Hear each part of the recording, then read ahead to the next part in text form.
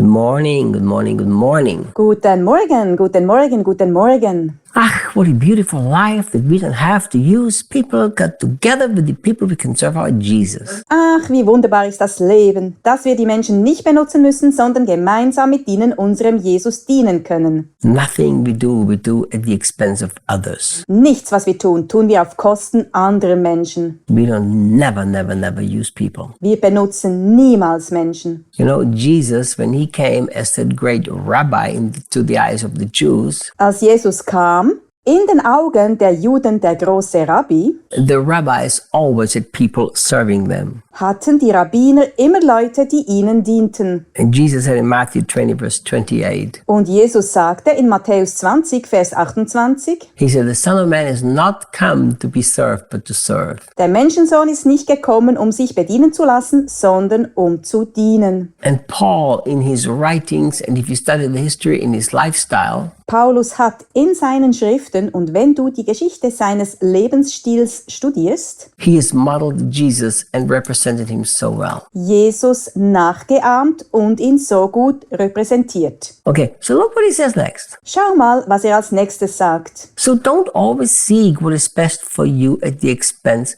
of other. Yes, you are free to eat anything without worrying about your conscience. Versucht also nicht immer das, was für euch am besten ist, auf Kosten eines anderen zu erreichen. Ja, ihr dürft alles essen, ohne euch Sorgen um euer Gewissen zu machen. Paul, why are you talking about eating now? Paulus, warum sprichst du jetzt vom Essen? Well, remember, he was talking about sacrifice to idols and eating that meat. Erinnerst du dich, dass er von Götzenopfern und dem Verzehr dieses Fleisches sprach? So there are people who actually used grace so that they could hurt other people. Es gab Menschen, die tatsächlich die Gnade benutzten, um anderen Menschen zu schaden. They literally said, Sie sagten buchstäblich, because I'm free, because there's only one God, weil wir frei sind, weil es nur einen Gott gibt, I can eat the meat that they sacrificed to their idols. können wir das Fleisch essen, das sie ihren Götzen geopfert haben. Now, the cultural and the city context of Corinth, Der kulturelle und örtliche Kontext von Korinth zeigt, they sacrificed meat to their gods, which Paul calls demons, dass sie ihren Göttern,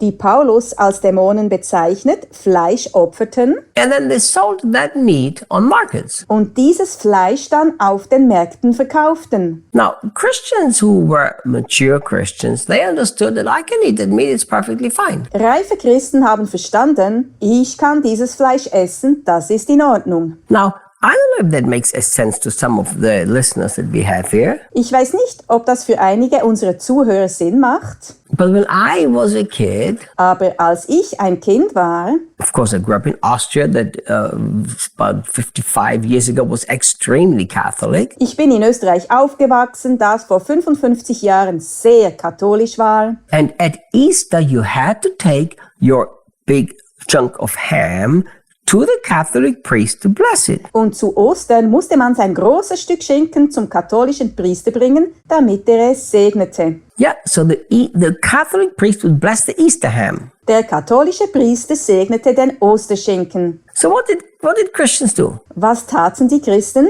Ah, that's demonic, that's occult, that's evil, you can't eat that ham. Ah, das ist dämonisch, das ist okkult, das ist böse, du kannst den Schinken nicht essen. And that's what happened here in Corinth. Genau das ist hier in Korinth passiert. Some said, this is really, really bad, this is demonic, don't touch it. Einige sagten, das ist wirklich schlimm, das ist dämonisch, rührt es nicht an. Others said, I can eat whatever I want to, there's only one God. Andere sagten, wir können essen, was wir wollen, es gibt nur einen Gott. And this is exactly what Paul is talking about. Genau darüber spricht Paulus. So Paul is actually, he's affirming them, sure you can eat that meat that's been sacrificed to demons. Of course you can. Paulus bekräftigt sie sogar. Natürlich könnt ihr das Fleisch essen, das den Dämonen geopfert wurde. Natürlich könnt ihr das. And he's even using scripture to prove that you can do that. Er benutzt sogar die Heilige Schrift, um zu beweisen, dass man das tun darf. Look, the very next verse is a quote from the psalmist. Schau mal, der unmittelbar darauf folgende Vers ist ein Zitat des Psalmisten. That's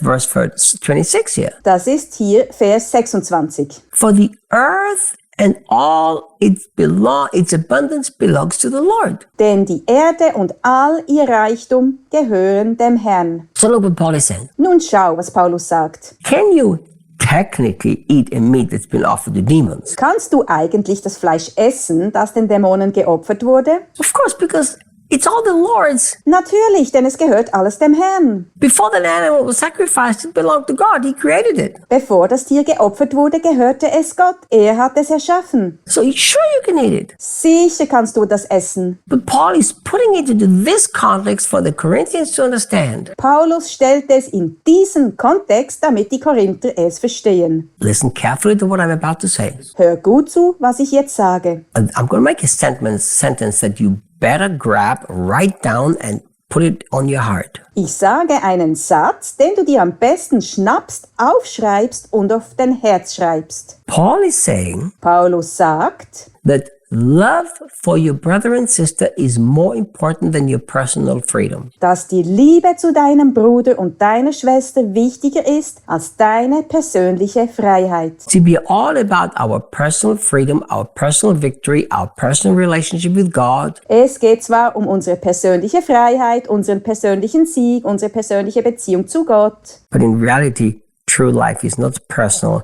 True life is always communal. aber in Wirklichkeit ist das wahre Leben nicht persönlich. Das wahre Leben ist immer gemeinschaftlich. While everything belongs to the Lord and you can eat whatever you want, not at the expense of your brother. Zwar gehört alles dem Herrn und du kannst essen, was du willst, aber nicht auf Kosten deines Bruders. And that's exactly what he says in verse 25. Genau das sagt er in Vers 25. You are free to eat anything without worrying about your conscience. You are free. Ihr dürft alles essen, ohne euch Sorgen um euer Gewissen zu machen. Du bist frei. But you have to connect verse 24 and verse 25. Aber du musst Vers 24 und Vers 25 miteinander verbinden.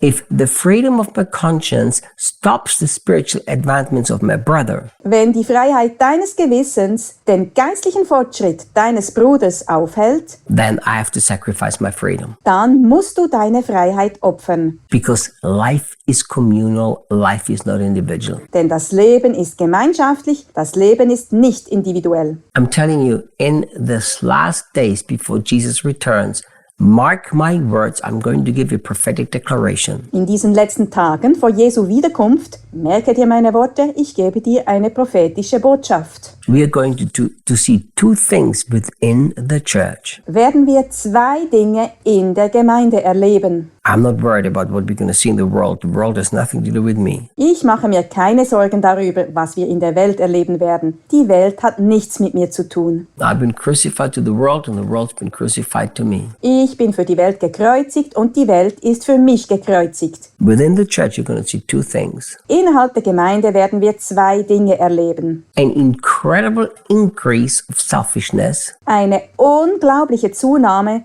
des Egoismus and an incredible increase of selflessness. und eine unglaubliche Zunahme der Selbstlosigkeit. In the middle of a radically selfish Christian community, Inmitten einer radikal selbstsüchtigen christlichen Gemeinschaft there will arise a remnant of people that live for one another. wird sich ein Rest von Menschen erheben, die füreinander leben. You're going to see both extremes. Du wirst beide Extreme erleben. There won't be much middle ground. Einen Mittelweg wird es kaum geben. And I want to be part of the one who lives selflessly for his brother and sister. Ich möchte zu denen gehören, die selbstlos für ihren Bruder und ihre Schwester leben. See you tomorrow. Bis morgen.